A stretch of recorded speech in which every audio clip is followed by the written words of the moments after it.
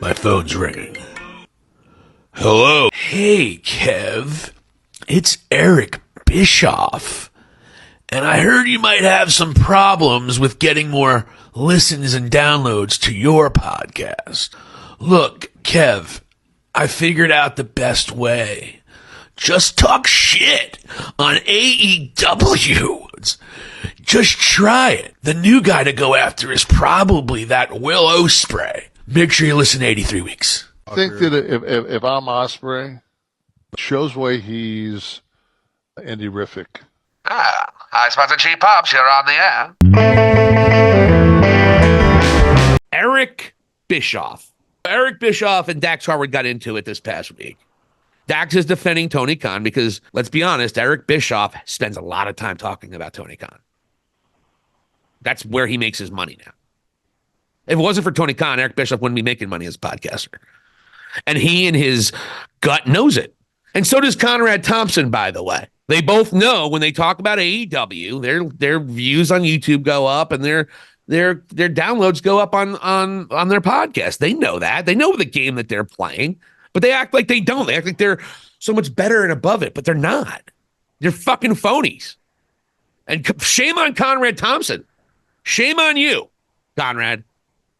But Conrad does try to call out Eric, but not really. But whatever. I've lost a lot of respect for Conrad Thompson dealing with Eric Bischoff, but whatever. So anyway, Eric Bischoff did his typical, I'm going to shit on AEW and hopefully I get as much attention as possible because I'm like a child at a party who's not getting enough attention. And he says if AEW were profitable, everyone in the company would be singing like the cast from Glee. And then Dax responded, I know it's your gimmick and the other guys pay you well to bury AEW, but checking out your timeline and all the Tony tweets and retweets, it's looking very stalkerish. Netflix baby reindeer would do you a bit of good, my brother in Christ. Which, by the way, I would agree with. I mean, it's bizarre. I mean, holy shit, dude. But that's how he makes his money. That's why he does it. So Bischoff clowned him back. He body shamed him. And this is what you realize how much of a lowlife Eric Bischoff can be. Where instead of just talking about his professionalism, he body shames him. Says the chunky little monkey that studies my timeline, that's weird. I watched this video with Conrad Thompson, who makes both of us look like fucking Jack LaLanne. Great reference. Very timeless. Oh my God, timeless Jack LaLanne. He's still alive, I believe, by the way. Just kidding. Still doing push-ups, I'm sure. Jack LaLanne's 194 years old doing push-ups. But he's in there and he calls Dax Harwood a chunky monkey and all that. And they kind of go back and forth a little bit. And Dax come out and basically says that he's a hack. I mean, look, everyone knows it. The guy's a hack and he has to talk about AEW to stay relevant. That's Eric Bischoff. Whether he wants to admit it or not, I don't give a fuck. He won't admit anything. I'll do my best Eric Bischoff impersonation. You know, I actually think that I'm the greatest mind in professional wrestling history because of the 83 weeks that I actually achieved when I gave a bunch of mid-carders $500,000 contracts for 17 years and made WCW unprofitable and actually make them go out of business. Because I'm Eric Bischoff. So anyway, it was brought up. So what Eric Bischoff does when he's called out, instead of going after the actual things that was said and the moment at hand, he attacks them personally. He goes after them as people and as professionals. So he did this. I mean, he brought up one of the best, Conrad Thompson, who loves FTR, says they're their favorite tag team. He puts over FTR as one of the best tag teams in the world. And then Bishop goes, responding to that, according to who? By what standard? Let's use Dave Meltzer speak, because he's an analyst now and he studies.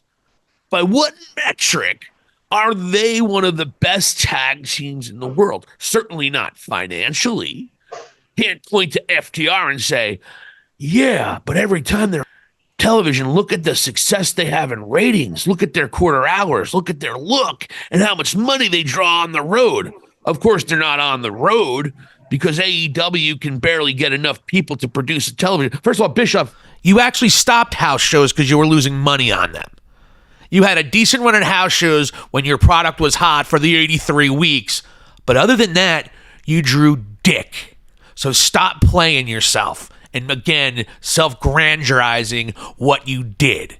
You got lucky with the NWO and you ripped off ECW more than McMahon. so there's no metric other than emotion, which is all subjective. It's not objective, whereby anybody can state that FTR is one of the best tag teams in the world. So he's basically saying that FTR isn't a top tag team. If you look at them, great. I like them as a tag team, and as I just said a few moments ago, but to suggest that one of the best tag teams in the world is kind of like a branding statement and that we just all latch onto and continue, but it's not really true. Like, you know anything about fucking tag team wrestling, you clown. They didn't make it in WWE. Okay, Vladdy, we're going to stop right there. Right. They didn't make it in WWE. They were multiple time champions on every fucking brand they were on. And Vince hated tag team wrestling. What do you mean they didn't make it in WWE? Yeah. Your thoughts on that comment right there? It's completely false. As far as success in WWE, they completely had it. They won belts. At NXT, on SmackDown, on Raw, they were one of the best while they were there. And that is in an environment where Vince McMahon, the former leader of that company, hated tag team wrestling, thought it was an afterthought, thought it was a joke, never gave it its due. If he saw a tag team, he was looking at it to see which one are we going to split from who and make the next star. It was on-air developmental, if you will. That's a great line. It's really what it was. Yeah. So that's my thoughts on the environment that FTR had to go and succeed, and of course went separate ways, found a home in AEW, and truthfully have done some incredible things there and while they were there. I mean, I'm a big FTR fan as well. They are throwbacks in a good way, and they remind me of, teams that I really admired when I was way younger and was new to this guilty pleasure of ours. So Hart Foundation and the Bulldogs are two teams that come to mind right away. And of course, Double A and Arn Anderson, Midnight Express, the Horsemen. Yep. But anyway, get back into it. They didn't make it in WWE. They had an opportunity, just like I had an opportunity in 2019. I didn't make it. I got fired. I didn't adapt. I didn't get myself over. First of all, you were a fucking behind the scenes guy. How are you getting yourself over? The show didn't even start yet. When did you get yourself over? You were fired because everyone knew you didn't know what the fuck you were doing. You got fired because you had no clue, Bischoff, and they knew you had no clue. They knew you were a joke. They knew you were a flash in the pan, a scammer, a car salesman. That's who you are, Bischoff. And most sane wrestling fans think that about you, especially now. Self over. Yeah, as a producer, before the show even aired, you didn't get yourself over. Good job, fucking moron. I got fired. Yeah, you got fired because you sucked at your job. Like you got fired in TNA and like they sent you home in WCW. Clown. They couldn't get over. A lot of other people did, and they didn't. Like Bray Wyatt didn't get over. Is that why he was released? Malachi Black? You want to swerve? You want to keep going? Well, the people that Vince McMahon dropped the ball on because they couldn't get over? Triple H, the ones that Triple H favored? Well, exactly. The one that Triple H made stars at NXT, and then Vince didn't know what to do with. Yeah. Like, so that right there just tells you how full of shit he is and has no idea what he's talking about. But anyway, they couldn't get over. A lot of other people did, and they didn't. There are a lot of reasons for that, but the fact is they didn't get over. First of all, the Usos never got over either until about 2 years. And they were still there. Well, in pre-production, we asked the question, like, say in the last 10 years, who would be a tag team that you'd say got completely over? And Maybe the New Day? for like a duration. And if you want to say the Usos, well, they were involved in like one of the biggest angles in wrestling history, and they were a focal point of it. However, you take it one step beyond them, like who would you really going name from either company, really. So he goes on and about how they couldn't get over. And there are a lot of reasons for that. But the fact is they didn't get over. And now they're in AEW. And yes, they're swimming in a much.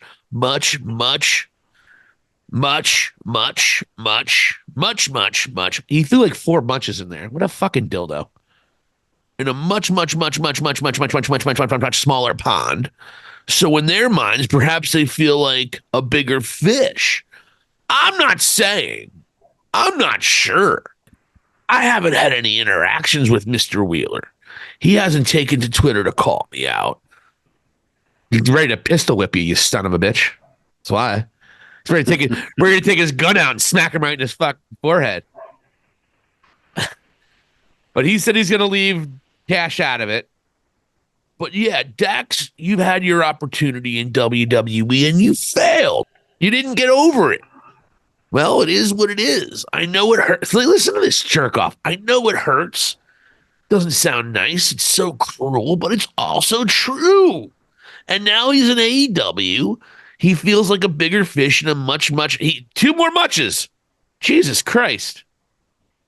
Much smaller pond where really hardly anybody's over. And I'm not suggesting it's all his fault, but it is what it is. Just the idea that he feels like he can be as condescending of a douche as he is and talk about Dax Harwood not getting over.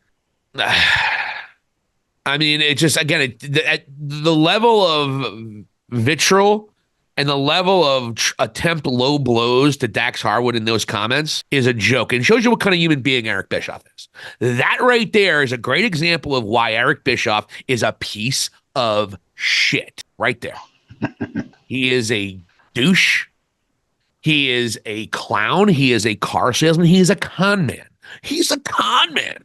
So this is me. This is me being Eric Bischoff. This is my doppelganger, Bizarro Eric Bischoff, talking about Eric Bischoff.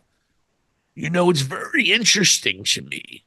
You know, Eric Bischoff always talks about how, well, 83 weeks he beat Vince McMahon and no one's ever done it before. But I did, is what he likes to say. But you know what? The guy had a mental fucking breakdown anytime he had any pressure on him in that position. He failed miserably, and it led to the destruction of the company. He drove that company right into an iceberg, and I know it hurts. And I know it hurts that he failed in TNA. I know it hurts. I know it hurts when he went to try to go Monday nights with TNA, and it failed miserably, and he had to be fired from there because he wasn't very good at his job. He was terrible. And it's quite simply, and it's quite sad, really, because he couldn't get himself over.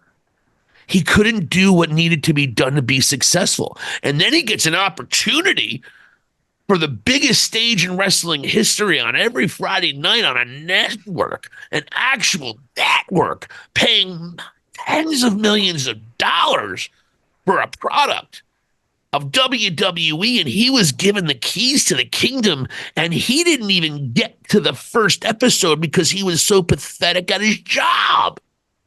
And Vince knew he was terrible at his job. That's why he fired him. Eric Bischoff. And he says he hates liars and hypocrites. He is considered one of the biggest liars in wrestling history.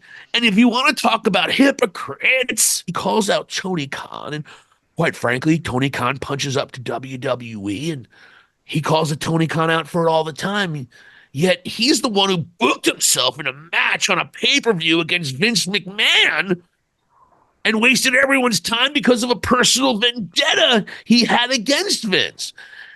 And he always has an excuse as to why it was a good idea. But again, he took a big, big ship like WCW and Jim Crockett Productions and everything that came before it with all the legends like Ric Flair, Sting, Lex Luger, Lou Thez that had something to do with this company. And he drove it into a fucking iceberg. That's Eric Bischoff for you. Thank you. I'll be here all night. Thank you so much for watching High Spots and Cheap Pops. For Vladi Dottie, this is Silicon Steve Alley. Hit the subscribe button and let us know what you think. Thank you for watching, and here endeth the lesson.